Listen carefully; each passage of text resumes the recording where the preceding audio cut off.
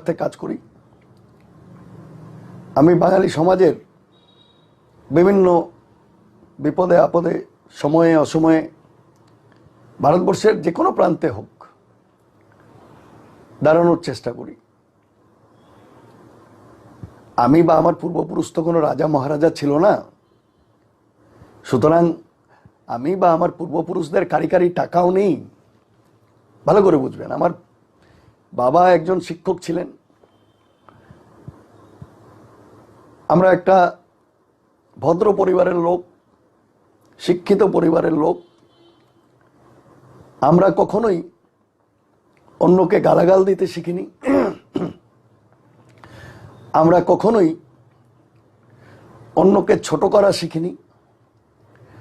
আমরা কখনোই জাতিবিদ্বেষ, ভাষাবিদ্বেষ কি জিনিস, ছোট থেকে বড় হয়েছি আজ অবধি, সেটাও আমরা জানি না, শিখিনি। সমস্যা হচ্ছে আমরা ভাষা বিদ্বেষের শিকার, জাতি বিদ্বেষের শিকার। আমরা মানে বাঙালিরা। এই কথাটা কি কেউ অস্বীকার করতে পারেন? আমি এটা আপনাদের সামনে রাখছি,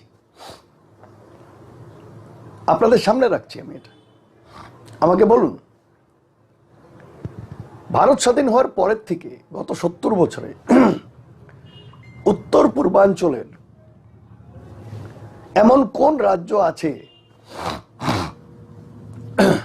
যেখানে বাঙালি সুখে শান্তিতে, নিরাপদে, সুরক্ষার সাথে বাস করেছে? আমি জানি সত্যি কথাটা খুবই তেতো হয়, এটা আপনিও জানেন, আমিও জানি। সত্যি কথা মানেই তেতো। সত্যি কথা বললে অনেকের গায়েও লাগবে।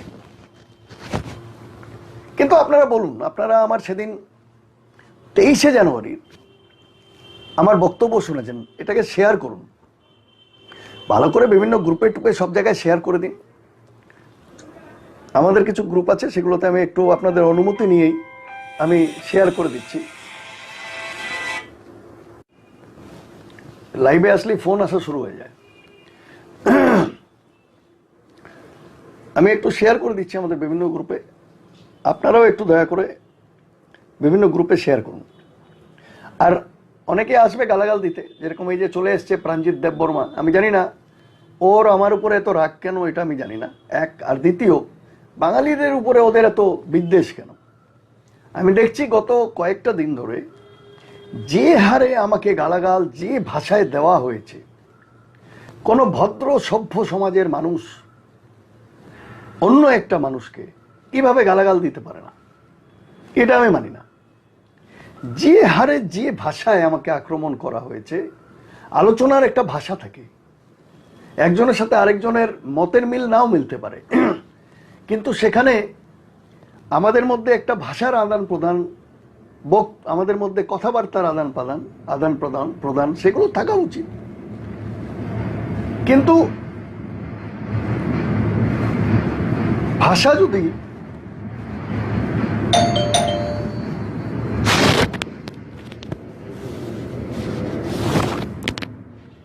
এক মিনিট একটু দাঁড়ান না।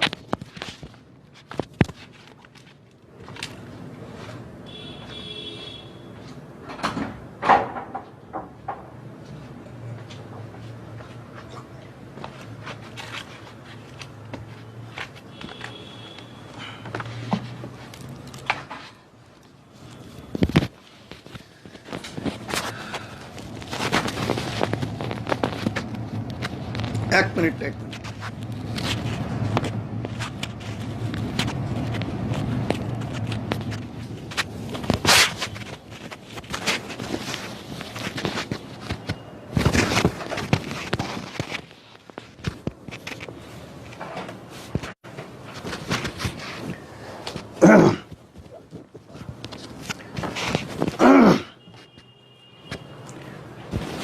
কিন্তু যেটা আমি বলছিলাম, ভাষা যদি এত খারাপ হয়, একটা ব্যক্তিকে যুক্তি তর্ক দিয়ে আমি যদি কথা বলতে না পারি, আর সেখানে যদি একটা